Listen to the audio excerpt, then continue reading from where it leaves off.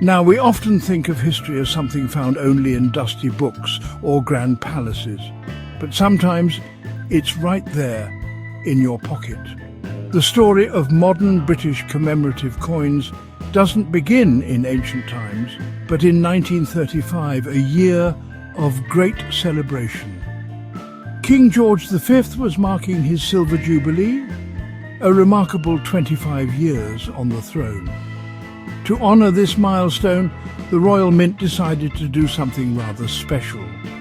They needed a coin that would capture the national mood of pride and affection for their long-serving monarch. This wasn't just about minting money, it was about creating a tangible piece of history that ordinary people could own and cherish.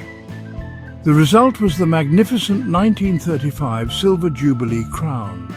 This coin was a departure from the norm. While crowns had been struck before, this one was specifically designed and marketed as a commemorative piece for a national event.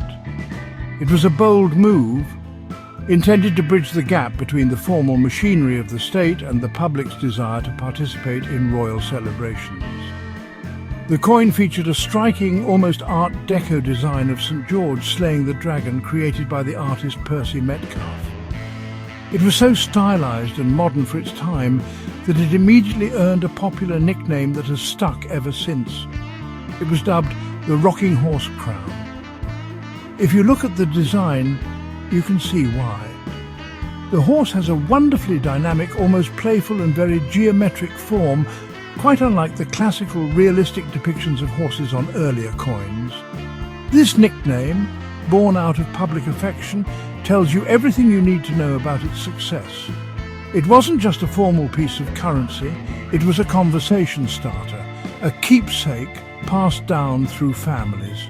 Over 700,000 were minted, ensuring they were accessible to a wide audience and cementing the idea that a coin could be more than just money, it could be a memento. This single coin set a precedent that would change British numismatics forever. It proved there was a huge public appetite for coins that celebrated our shared history and national identity. Before this, special coins were largely the preserve of serious, wealthy collectors. The Rocking Horse Crown democratized the act of collecting.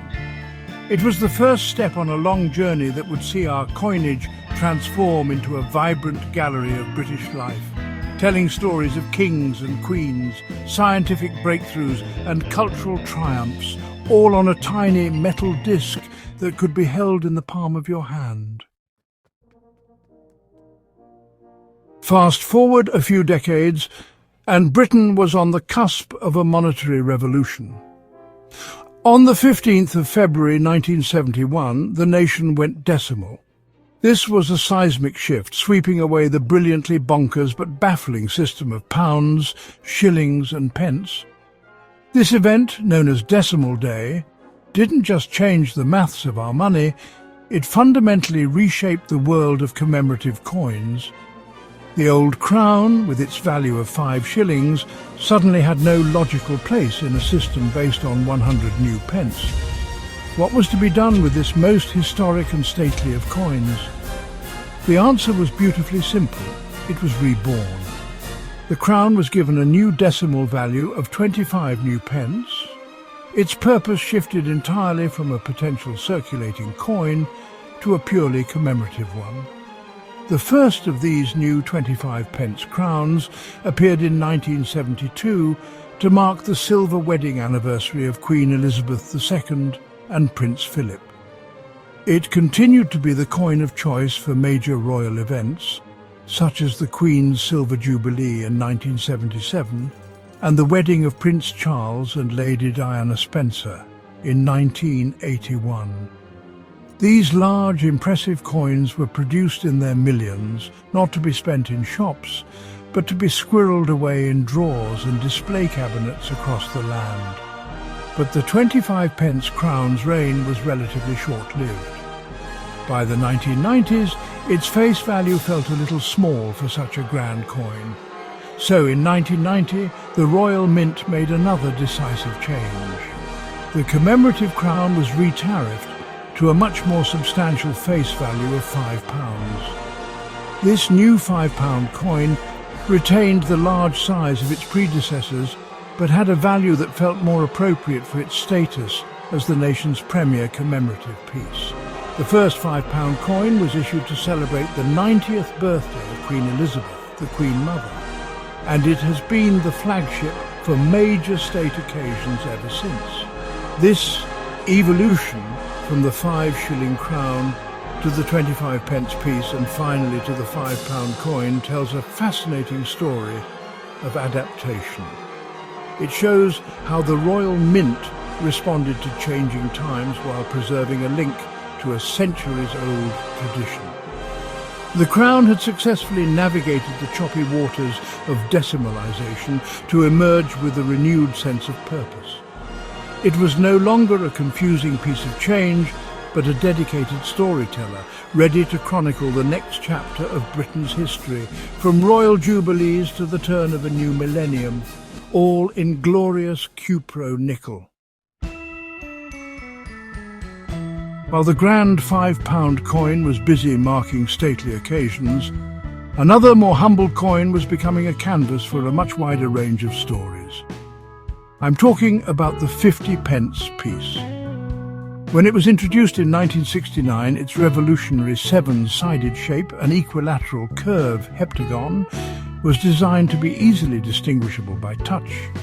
But its broad, flat surface also made it the perfect space for intricate designs. In 1973, it was used for its first commemorative purpose, to mark the United Kingdom's entry into the European Economic Community. The design, featuring a ring of 9 hands, symbolised the mutual trust and friendship of the member states. This first commemorative 50p opened the floodgates.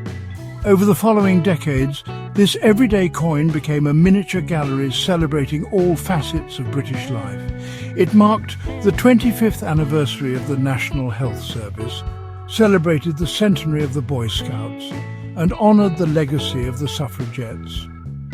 One of its most famous moments came in 2012, when the Royal Mint released a spectacular series of 29 different designs to celebrate the London Olympic and Paralympic Games. People up and down the country became amateur coin hunters, eagerly checking their change for the football, swimming or wrestling 50p. It was a national treasure hunt. Then came the £2 coin, which has a rather intriguing 2-part history.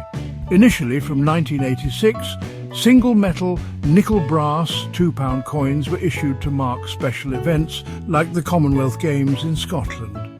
These were primarily for collectors and didn't circulate widely.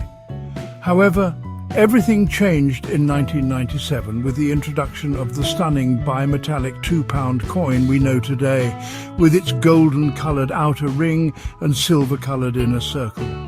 This technological marvel was not just for collectors. It was designed for everyday use, making commemorative designs a regular feature of our daily transactions.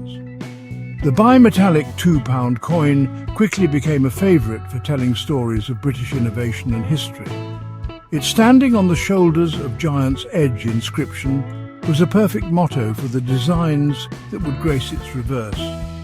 It has celebrated the achievements of Isambard Kingdom Brunel, the abolition of the slave trade, the anniversary of the gunpowder plot, and the genius of William Shakespeare. Like the 50p, the circulating £2 coin has turned millions of us into casual collectors, peering at our change in the hope of finding a rare design and connecting for a moment with a piece of our shared heritage. While many of us get a thrill from finding a special 50p or £2 coin in our change, there is a whole other world of commemorative coins that you will never find in a till. These are the coins made specifically for the serious collector, often struck in precious metals like silver and gold. In recent years, the Royal Mint has introduced a fascinating range of high-value silver coins with face values of £20, £50 and even £100. Although they are legal tender, their purpose isn't for spending. Instead, their face value matches their initial selling price, making them an accessible way for people to own a substantial piece of silver. These silver coins often feature iconic British symbols. A £20 coin might carry a classic image of Buckingham Palace, while a £100 coin could feature a majestic depiction of Big Ben. They are designed as works of art, minted to a much higher standard than circulating coins and presented in special packaging. This strategy has been incredibly successful, allowing more people to enter the world of precious metal collecting without the much higher cost of gold. It's another example of the Royal Mint cleverly democratizing a hobby that was once seen as exclusive and out of reach for most. At the same time, the themes celebrated on our coins have become broader and more exciting than ever. The £5 crown, once reserved almost exclusively for royal events, now pays tribute to a dazzling array of subjects. We've seen coins celebrating the long service of the Queen's beasts, legendary figures like Sir Winston Churchill, and even rock and pop royalty. The Music Legends series has been a phenomenal hit, with coins honouring Queen, Elton John, David Bowie and The Who. This embrace of popular culture shows how coin design is moving with the times, reflecting what we as a nation truly value and celebrate. This brings us to today, where the world of coin collecting is more vibrant than ever. Events like the late Queen Elizabeth II's Platinum Jubilee in 2022 saw an unprecedented release of special coins, including the first ever 50p to mark a royal jubilee. Meanwhile, certain coins have become legends in their own right. The 2009 Kew Gardens 50p, with a mintage of just 210,000, is the holy grail for modern collectors, often selling for hundreds of times its face value. This excitement, combined with a growing interest in gold and silver, ensures that the humble coin's journey as a storyteller, a piece of art, and a treasured collectible is far from over.